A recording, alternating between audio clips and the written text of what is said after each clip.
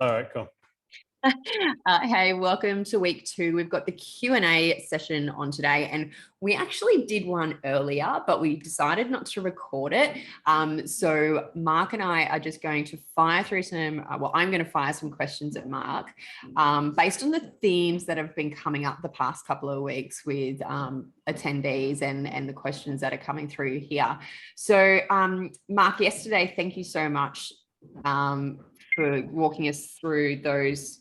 Sorry, my phone's dinging. Walking us through those 6 foundations of health. And I think a lot of people walked away with a lot of awesome content and reminders. Some of the themes that have been coming up, which is interesting, is definitely around boundaries. So I thought we might dive into that conversation of boundaries this week and how that can play out in our personal home life and family dynamics, but also when it comes to self-care, because I think as mums in particular, and I'm not saying dads and people without children don't experience this, but we treat our children beautifully. We look after them. We make sure they're fed, watered, got exercise, got sunshine, all of that sort of stuff. But we don't do the same for ourselves. And that marker of self-love, and if we decided to treat our kids the way we treated ourselves, we'd probably be put in jail. I think that's a really good sort of line of going, where do I need to start implementing some more self-love and how boundaries work in that? So just tell me about, your experience with boundaries and how they fit into this health journey. Yeah, sure. So it's massive, and it's something that I've had to work on as well, and will probably continue to work on. But I personally believe boundaries are very interlinked to self-love. So where you've put that boundary in place, where you're saying no to certain things, it's actually can be really saying a yes to you. So, people are concerned when they say no that they may disappoint people or people may not like them. But at the same time, when you start to really value your yes and your no, people really start to value you as well. So your self-value will go up. Now, there are risks around, well, what will the relationship look like? What will they think of me? There are those risks, but often it's actually oh, wow, they're saying no to that. They really value themselves. I've got a higher regard for them. And now all of a sudden you're saying yes to you, and you've got a higher regard for yourself. So, the questions that we took on yesterday around boundaries were really around sleep. So boundaries around sleep. And then the questions we took today around boundaries were, people that had a tendency to overgive, just give. And then literally they now got nothing more to give. So it's really, really important. And the saying we used just before, which I think would be really good for everyone to hear, would be, I before we always. So, if you really take care of yourself, then the we can benefit as well.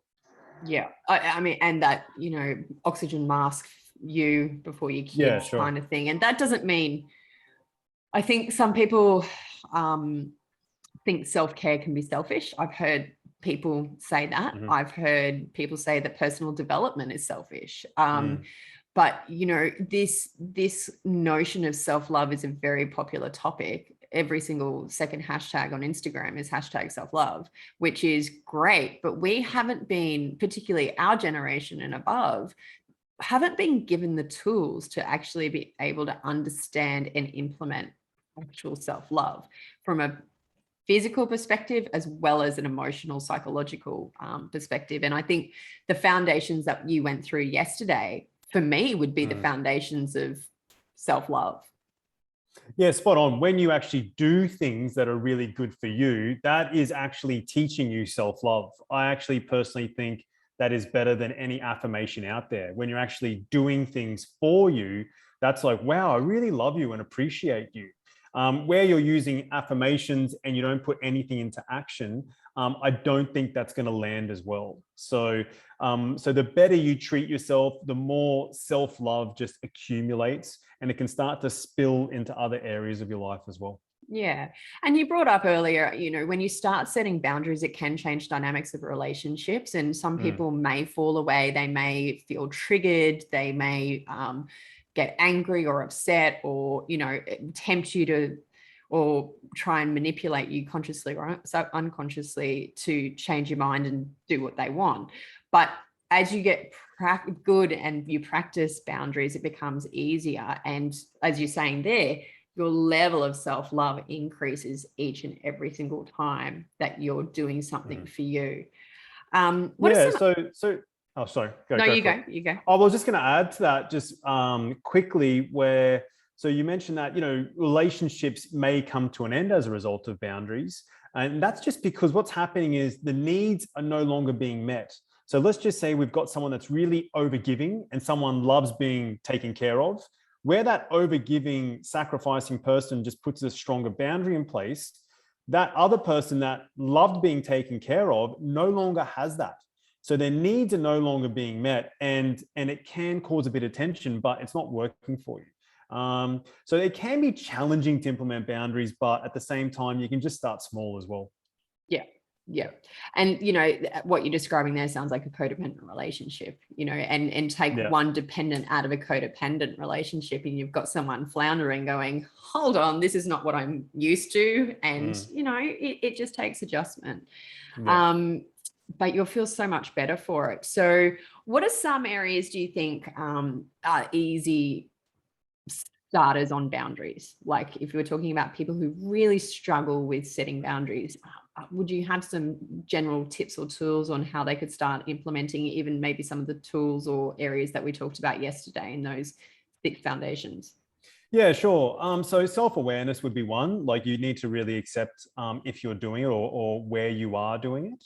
And then step 2 would be to slowly implement some boundaries, like even if it's small, just to build a little bit of momentum. So start saying no or setting things at a small thing, and then you'll get better at doing the big things. Yeah, for sure.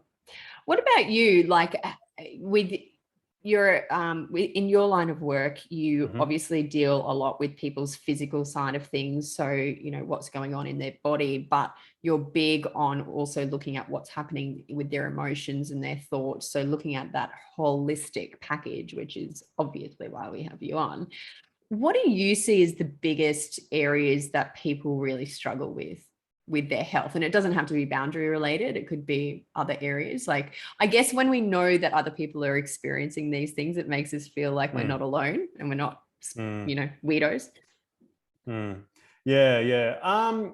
The main health challenge. Look, I'd probably like to just talk about what's going on now, if that's all right. Because it's just come up a lot lately, is around, people feeling, I can only really use the word depressed, especially probably what's happening with lockdowns in Australia, because all of a sudden, people have these ambitions and want to do things, and that aspiration is kind of depressed down, if that makes sense. So what we've got to learn to do in this time, and I'm kind of lucky in Queensland, we're not currently in a lockdown, is just learn to kind of pivot and move with the times and try and be as flexible as possible. But I am seeing a fair bit of depression. So people just no longer having the aspirations they once did. Now, like heaviness, like a darkness and a heaviness that they just sort of nearly can't move, like a debilitation. It's almost like a what's the point?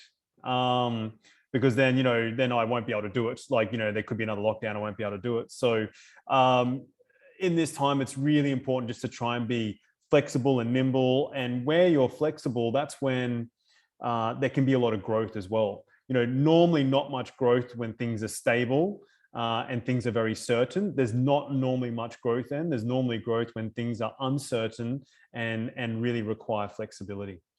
Yeah. Because I think when people don't feel like they can look forward to something, as you say, because, we'll probably just go into lockdown anyway, whether it be a social or professional setting, that, I hear that people don't have hope anymore. Are you hearing that? Like, I don't have anything to look forward to. I feel like I don't have any hope. Yeah, so what's happening is kind of what I mentioned before. And at the same time, what you can do with that is just reach out, whether it's family, friends, or professional support. we're all in this together, and let's just reach out and we'll all get through this. There's been many times in history where humanity has gone through tough periods and they've come out sparkling afterwards. So, I feel we can get through this, and let's all support each other through it. Yeah, definitely. And Mark's details, Mark obviously offers these services, so please feel free to reach out to Mark if you feel like it's something that you'd like a session with him to look at how he could support you. And that goes with any of our other facilitators on this course. They've all got their beautiful areas of expertise, and one thing we all have in common is we want to help people and implant those seeds of hope. Hence the title of this series is, this isn't necessarily about transforming your life instantly and having the clear path. Right now we just want to relieve some of that pressure in the pressure cooker that so many people are experiencing, and just plant that seed of hope and let you know that it will be okay. And as Mark said, like, there have been so many times in history that societies have gone through things like this and come out better for it. And it's hard to see that sunshine through the fog sometimes, but you've just got to keep going, and as he said, reach out for help. Mark, were there any other points that you wanted to raise based off yesterday or these conversations? Nothing comes to mind. It's a lovely group that's currently attending the series, really open, having very good conversations. I think it's just a great initiative. So well done on running it. Thanks for being part of it. No, it's been really special, and I'm really honored. So thank you so much. So reach out to Mark, jump on the platform if you haven't seen week 1 on breath with Marie Louise. Next week we've got Dr. Oh my gosh, my brain, Dr. Morgan Webber. Dr. Webber. Yeah. Talking about emotions in the body. And I'll probably share a little bit about my experience with Dr. Webber and the work that he does with NET and how the body stores emotion, particularly past trauma in the body, and how that can really be a really fast way to start moving on those things. So thank you everybody for watching this Q&A.